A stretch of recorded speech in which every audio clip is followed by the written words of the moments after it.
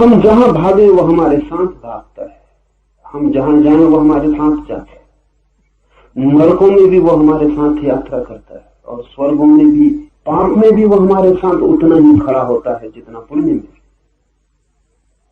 ये कहना भी ठीक नहीं कि साथ खड़ा होता है, क्योंकि जो हमारे साथ होता है उससे भी थोड़ी दूरी होती है। हमारा होना और उसका होना एक ही बात है। अगर ये सच है तो इस जगत में बड़ा चमत्कार हो गया है कि हम अपने को ही खो बैठे, जो असंभव मालूम पड़ता है। अपने को कैसे खोया जा सकता? अपनी छाया तक को खोना मुश्किल है, हम अपनी आत्मा को खो बैठे हैं। ये कैसे हो सकता है? और ये हुआ है। उसके होने की घटना कैसे घटती है, वही इस सूत्र का सार है। इस सूत्र में प्रवेश करने के पहले इसके बुनियादी आधार समझ लें। आंख की सीमा है, एक परिधि है। उससे ज्यादा दूर हो तो आंख नहीं देख पाती, उससे ज्यादा पास हो तो भी आंख नहीं देख पाती। आंख के देखने का एक विस्तार है। किसी चीज को आंख के बहुत पास ले आए फिर आंख नहीं देख पाएगी, बहुत दूर ले जाए तो भी आंख नहीं देख पाएगी। तो एक क्षेत्र है जहां आंख देखती है और इस क्षेत्र के उस पार या इस पार आंख अंधी हो जाती। और आप तो इतने निकट हैं कि आंख के पास ही नहीं है, आंख के पीछे है। यही अड़चन है। ऐसा समझिए कि दर्पण के सामने खड़े हैं तो एक खास दूरी से दर्पण पर ठीक प्रतिबिंब बनता है। अगर बहुत दूर चले जाएं तो फिर दर्पण पर प्रतिबिंब नहीं बनेगा। बहुत पास आ जाए कि आंख को दर्पण से ही लगा ले तो प्रतिबिंब दिखाई नहीं पड़ेगा। लेकिन यहां मामला ऐसा है कि आप दर्पण के पीछे खड़े, इसलिए दर्पण पर प्रतिबिंब बनने का कोई उपाय ही नहीं। आंख आगे है, आप पीछे हैं। आंख देखती है उसको जो आंख के आगे हो, आंख उसको कैसे देखे जो आंख के पीछे। कान सुनते हैं उसको जो कान के बाहर है, कान उसको कैसे सुने जो कान के भीतर है। आंख बाहर खुलती है, कान भी बाहर खुलते हैं। मैं आपको छू सकता हूं, अपने को कैसे छू? और अगर अपने शरीर को भी छू लेता हूं इसीलिए, तो वो इसीलिए कि शरीर भी मैं नहीं हूं, वो भी पराया है, इसलिए छू लेता हूं। लेकिन जो मैं हूं, जो छू रहा है, उसे कैसे छू? उसे किससे छू? इसलिए हाथ सब छू लेते हैं और खुद को नहीं छू पाते। आंख सब देख लेती है और खुद को नहीं देख पाती। अपने लिए हम बिल्कुल अंधे। हमारी कोई इंद्रिय काम की नहीं है। जिन इंद्रियों से हम परिचित वो कोई भी काम की नहीं है। अगर कोई और इंद्रिय का उद्घाटन ना हो जो भीतर देखती हो, अगर कोई और आंख न खुल जाए जो भीतर देखती हो, जो पीछे देखती हो, जो उल्टा देखती हो,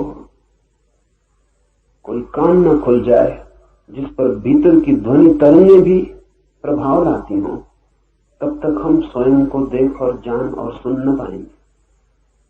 तब तक स्वयं को छूने का कोई उपाय नहीं। जो निकट है वो चूक जाता है, जो निकट से भी निकट है वो असंभव। इसीलिए मछली सागर को नहीं जान पाती। दूसरी बात, सागर में ही पैदा होती है, सागर में ही जीती है, सागर ही उसका भोजन, सागर ही उसका पेय, सागर ही उसका प्राण, सागर ही सब कुछ। फिर सागर में ही मरती और लीन हो जाती। जानने के लिए मौका नहीं मिलता क्योंकि दूरी नहीं मिलती, फासला नहीं मिलता।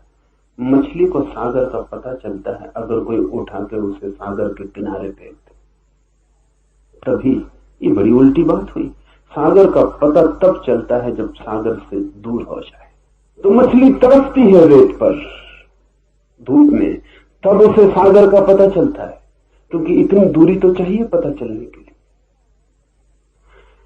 पैदा होने के भी पहले जो मौजूद था और मरने के बाद भी जो मौजूद रहेगा और जिसमें ही पैदा हुए और जिसमें ही लीन हो गए, उसका पता कैसे चलेगा?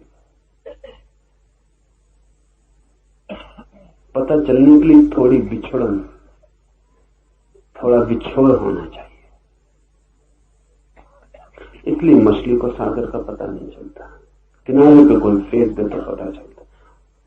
आदमी की और भी मुसीबत है, परमात्मा सागर ही सागर है, उसका कोई किनारा नहीं जिस पे आपको फेंका जा सके। जहां आप तड़फने लगे मछली की तरह, ऐसा कोई किनारा होता तो बड़ी आसानी हो जाती। ऐसा कोई किनारा नहीं, परमात्मा सागर ही सागर है। इसीलिए तो जो परमात्मा में किनारा खोजते हैं वो उसे कभी नहीं खोज पाते। जो परमात्मा की मझधार में डूबने को राजी हैं, उनको ही उसका किनारा मिलता है।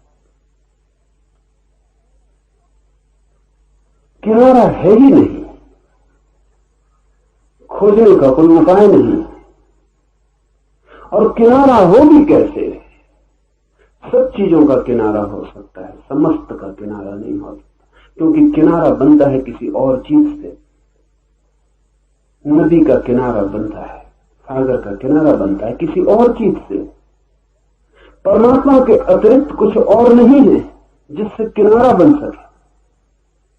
परमात्मा का अर्थ ही इतना है कि जिसके अतिरिक्त और कुछ नहीं है।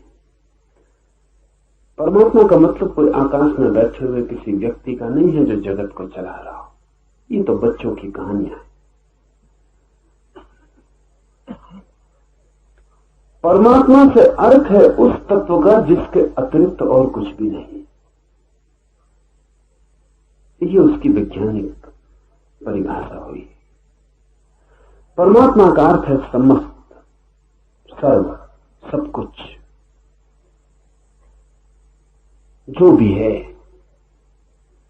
जो भी है उसका कोई किनारा नहीं हो सकता है, क्योंकि उसके अतिरिक्त कुछ किनारा बनने को बचता नहीं है। इसलिए परमात्मा मझधार है, वहां कोई किनारा नहीं। जो डूबने को राजी है वो उबर जाता है, जो उबरने की कोशिश करता है बुरी तरह डूबता है। कोई किनारा हो तो पता भी चल जाए, इसीलिए हमें पता नहीं चला है।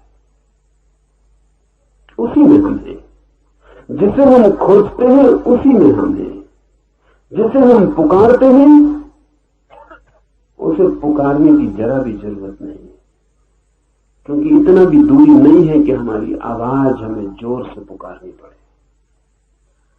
इसलिए कबीर ने कहा है कि क्या तुम्हारा खुदा बहरा हो गया जो तुम इतने जोर से अजान पढ़ते हो?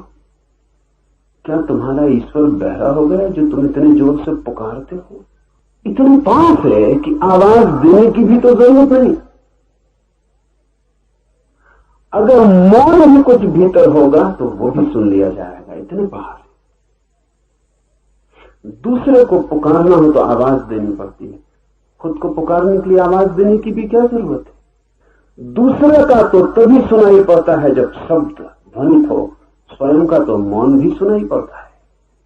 इतने जो निकट है वही कठिनाई है।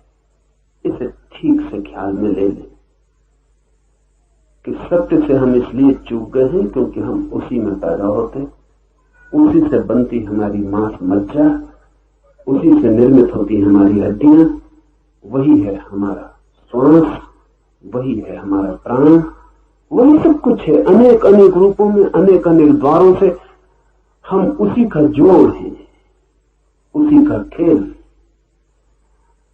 फासला बिल्कुल नहीं है, इसलिए स्मरण नहीं आता, इसलिए स्मरण असंभव हो गया। इसलिए संसार तो बहुत दिखाई पड़ता है, सत्य बिल्कुल दिखाई नहीं पड़ता। संसार दूर है, जगह है दोनों के बीच में। इसलिए संसार की वासना जगती है। वासना का अर्थ क्या है? वासना का अर्थ है जिससे हमें दूरी मालूम पड़ती हो उससे दूरी मिटाने की कोशिश। वासना का अर्थ है जिससे हमें दूरी मालूम पड़ती हो उससे दूरी मिटाने की कोशिश। इसलिए परमात्मा की कोई वासना नहीं, क्योंकि दूरी ही मालूम नहीं पड़ती। या कभी कोई परमात्मा को खोजता भी मालूम पड़ता है तो झूठी वासना मालूम पड़ती। परमात्मा के नाम से कुछ और मालूम पड़ता। नाम परमात्मा का लेता है, चाहता कुछ और है। शक्ति चाहता हो, सिद्धि चाहता हो, धन चाहता हो, पद चाहता हो, कुछ और। एक मित्र मुझे आके कहते थे कि जब से आपके शिविर में, साधना में लीन होने लगे, बड़ा लाभ हो रहा है। पूछा क्या लाभ हो रहा है? तो उन्होंने कहा अभी आध्यात्मिक तो नहीं हो रहा, लेकिन आर्थिक शुरू हो गया।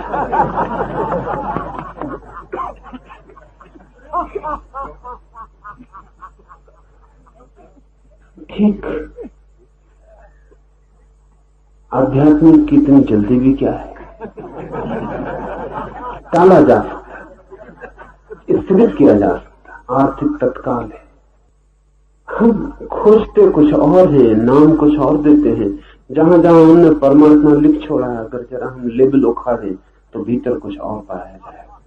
हम कुछ और चाहते हैं। जो आदमी कुछ और चाहता है परमात्मा के नाम से, वो आदमी उससे ज्यादा बेईमान है जो सीधा संसार चाहता है।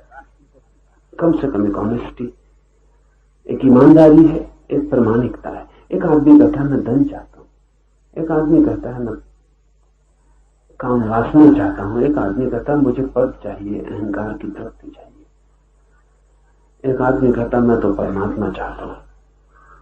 लेकिन परमात्मा की चाह में मन उसका कुछ ऐसा ही है कि एक दिन दुनिया को दिखा दूं कि मेरी मुट्ठी में परमात्मा